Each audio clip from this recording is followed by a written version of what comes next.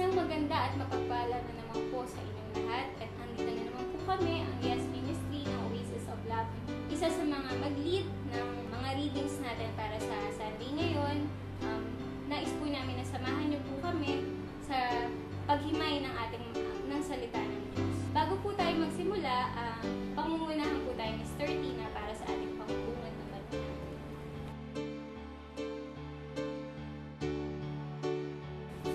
Let's put ourselves in the presence of God. Lord, Son, the Holy Spirit. Yes, Lord, we praise you, Lord, is peace, Lord, for all the things, Lord, na ginawa niyo po. Lord, tunay nga po, pinahinahangaan ka namin. Sapagkat ito na naman po, binigay niyo po muli ang araw na ito upang mapag-aralan po namin ang mga pagbasa po ang mga salita ng Panginoon. Lord, kayo po ang magbuhos o ibigay niyo po sa amin ang Holy Spirit na kung saan siya po yung gagawin sa Panginoon na makuha po namin kung ano po yung mensahe niyo. Kasi mas maganda po, Panginoon, na talagang intindihin po namin yung mga pagbasa na ito na kumbaga sa puso po namin magagayang, Panginoon, hindi lamang po sa labi namin nagmumula. At nawa po, Panginoon, marami po kaming matouch na lives sa mga kasabihin namin salita. Kayo po ang sumabay sa aming mga bibig kung ano man po yung mga salita na ayon sa salita niyo. At nawa po, Lord, itong Bible study na ito is magsilbing inspirasyon din po sa mga kabataan na ito. Lord, inspirasyon din mo sa Jesus Christ, and its means between the power of the Holy Spirit, one God forever. Salamat, Sister Tina. Ngayon naman po, bago po natin umpisahan, nais ko muna po ipakilala sa inyo yung mga kasama ko. Brother Tolits po. Sister Melody po. Ako si Brother Jay. Sister Tina po. At ako naman po si Sister Grace na magpapacilitate po ng salita ng Diyos. Dumako na po tayo sa ating gospel na pangungunahan ni Brother Tolits. A reading from the Holy Gospel according to St. John. Glory to you, Lord. Jesus said to his disciples, I am the true vine, and my Father is the vine grower. He takes away every branch in me that does not bear fruit, and every one that does he prunes so that it bears more fruit. You are already pruned because of the word that I spoke to you. Remain in me as I remain in you. Just as a branch cannot bear fruit on its own unless it remains on the vine, so neither can you unless you remain in me. I am the vine, you are the branches. Whoever remains in me, and I in him will bear much fruit. Because without me you can do nothing.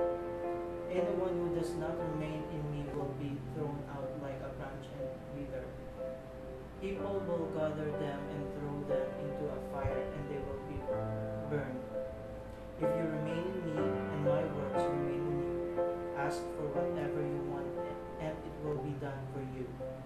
By this is my Father glorified, that you bear much fruit and become my disciple. The Gospel of the Lord.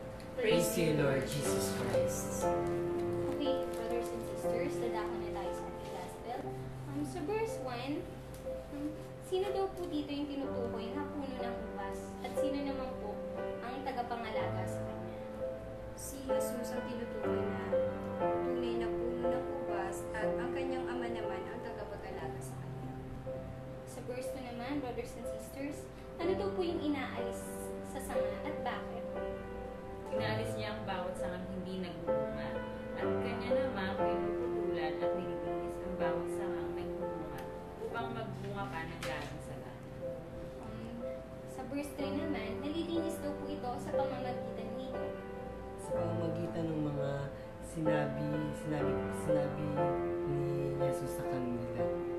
Ayun nga na Magitan ng salita. At sa verse 4 naman, Brother Tolits, bakit kailangan manatili tayo sa Kanya? So, sabi dito, remain in me as I remain in you.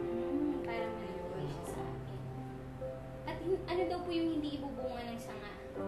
Just as a branch cannot bear fruit on its own unless it remains in the vine. Sa verse 5 naman, kung si Jesus ang puno ng ubas, ano naman daw po tayo? Ubas at kayo ang mga sanga. Tayo yung mga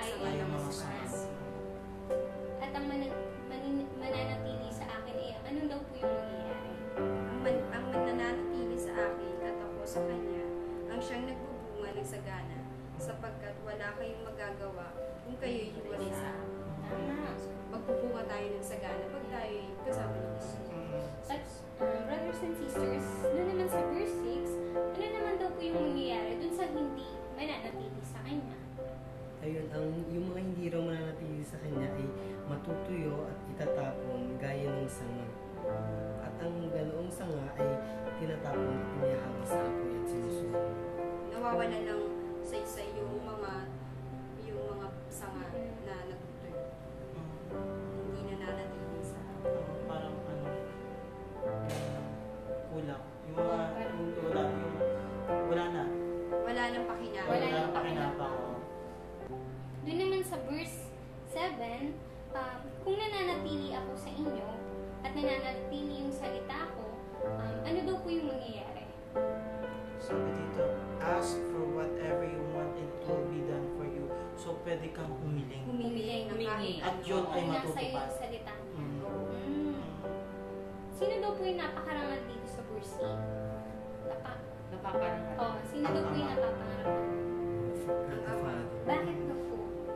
Kapag tayo do'y masaganay nagbubunga bilang aking mga alagad, yun yung kinakatuwa niya. Siyempre, pag may nakita siyang mga tao na nagbubunga at hindi, Mm. yun yung happiness na nakapagdulot kay Father. Sumasaya siya pag Ay, tapos na po pala ang ating gospel. napakaiksi pero malaman. Napakaisi pero malaman. Maputas. Mabunga. Mabunga. Mabunga.